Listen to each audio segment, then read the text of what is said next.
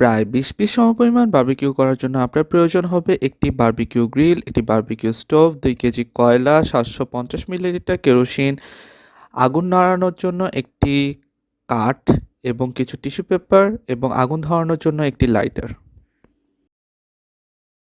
কয়লাগুলোকে সুন্দর করে চারপাশে ছড়িয়ে দিন। কিছু কয়লার পিস অনেক বড় হলে সেই কয়লাগুলোকে মাটিতে আছড়ে ভেঙে সুন্দর করে স্টোভের মধ্যে চারদিকে ছড়িয়ে দিন।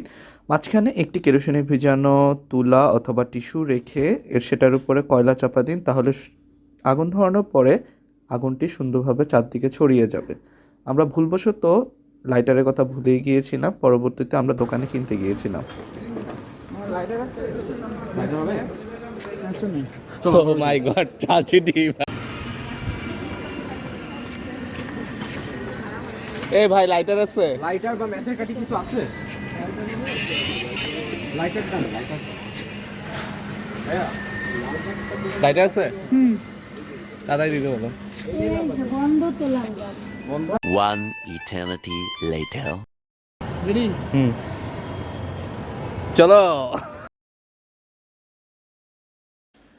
আগুন ধরানোর পর দেখা যাচ্ছে আগুনটি খুব সুন্দরভাবে কয়লার মাঝখানে ছড়িয়ে গিয়েছে। মাঝে মাঝে একটু কেরোসিন স্প্রে করে দিন চারপাশে। মাঝে মাঝে কাঠ দিয়ে কয়লাগুলোকে চারপাশে একটু করে নেড়ে দিতে হবে, যাতে সবগুলো কয়লায় জ্বলে ওঠে। কারণ অনেক সময় দেখা যাবে কিছু কয়লা সুন্দর করে জ্বললেও অনেকগুলো কয়লায় জ্বলছে না।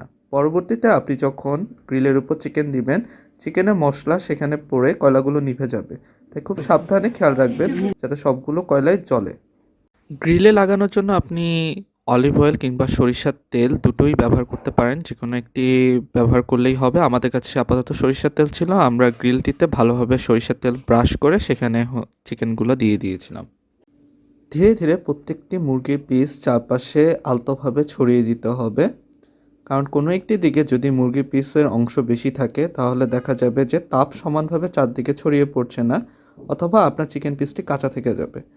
তাই আপনার যে গ্রিলটি থাকবে সেই গ্রিলের উপর আন্দাজ মতো করে চারপাশে চিকেনগুলোকে ছড়িয়ে দিন, যাতে প্রত্যেকটি চিকেনের যেই স্কিনের যে অংশটুকু থাকবে সেটি যাতে কয়লার উপরে থাকে। এতে করে আপনার যে চিকেনটি থাকবে সেটি খুব সুন্দর করে হতে থাকবে।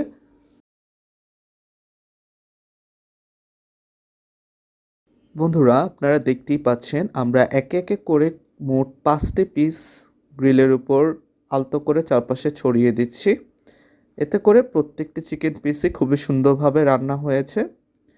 অনেক সময় দেখা যায় যে আপনি যখন বারবিকিউ করছেন ঠিক সেই সময় এমনটা হতেই পারে যে চিকেনের ঝোল অথবা রস পড়ে কয়লাতে নিভে যাচ্ছে। তখন সেই মুহূর্তে আপনি আলতো করে যে গ্রিলটি আছে সেটি একটু খুলে হয়তো একটু কেরোসিন নিচে দিতে পারেন, কিন্তু খুবই সাবধানে খেয়াল রাখবেন যাতে গ্রিলে কোনোভাবে কেরোসিন না লাগে। কারণ কেরোসিন যদি আপনার মুরগির পিসে লেগে যায় তাহলে সেটি খাওয়া খুবই স্বাস্থ্যের জন্য ক্ষতিকর হবে। অথবা এমনটি করতে পারেন যে গ্রিলের স্টোভের যে চারপাশে যে ভেন্টিলেটরগুলো আছে সেগুলোও ইউজ করতে পারেন, সেখান দিয়েও কিছুটা কেরোসিন নিচে দিলে আবার কয়লাগুলো জ্বলে উঠবে। ধীরে ধীরে নিচে যে ভেন্টিলেটরগুলো আছে সেগুলো দিয়ে যদি ইলেকট্রিক ফ্যান অথবা পাখা দিয়ে যদি বাতাস ফ্লো করা হয় তাহলে দেখা যাবে যে কয়লাগুলো ধীরে ধীরে জ্বলতে থাকবে এবং আপনার যে চিকেন পিসটি আছে সেটি হতে থাকবে। এভাবে প্রায় 10 মিনিট পর আপনি আপনার যে চিকেন পিসটি আছে সেটি উল্টে দিবেন যাতে স্কিনের অংশটি না পুড়ে যায়। মাঝে মাঝে চিকেনের গায়ে আলতো করে মশলা ব্রাশ করে দিবেন বারবার। এভাবে চিকেন পিসটি বারবার দুপাশে উল্টাতে থাকবেন, তাতে করে যেটি দেখা যাবে যে প্রত্যেকটি অংশই সুন্দরভাবে হতে থাকবে এবং ওয়েল কুকড একটি বারবিকিউ পাবেন। নাহলে অনেক সময় হবে কি আপনার যে মাংসটি আছে সেটি কাঁচা থাকবে এবং খাওয়ার সময় রক্ত বের হতে পারে। তাই এই বিষয়টি একটু সাবধানে থাকবেন যাতে চিকেনের প্রত্যেকটি অংশই খুবই ভালোভাবে হয়। পরীক্ষা করার জন্য আপনি একটি চামচ বা চিমটা দিয়ে চিকেনের গায়ে একটু জোরে আঘাত করলে বা একটু জোরে চাপ দিলে দেখবেন সাদা মাংস বের হয়ে আসছে, তখনই বুঝতে পারবেন যে আপনার চিকেনটি পুরোপূর্ণভাবে রেডি। বন্ধুরা, দেখতেই পাচ্ছেন আমাদের বারবিকিউ একদমই রেডি। চমৎকার সুস্বাদু বারবিকিউ, কিছুটা চাটনি সহ খেতে একদমই দারুণ মজাদার। তো বন্ধুরা, আর ওয়েট করছেন কেন? এখনই বাড়িতে বানিয়ে ফেলুন সুস্বাদু মজাদার এমন বারবিকিউ, যা খুশি করে দিতে পারে আপনার মনকে। আমার চ্যানেলের পাশেই থাকুন, সাবস্ক্রাইব করে থাকুন। ভবিষ্যতে নিয়ে আসবো আরও কিছু সুন্দর সুন্দর ভিডিও। দেখতে থাকুন এবং আমার চ্যানেলের সাথেই থাকুন। ধন্যবাদ সবাইকে।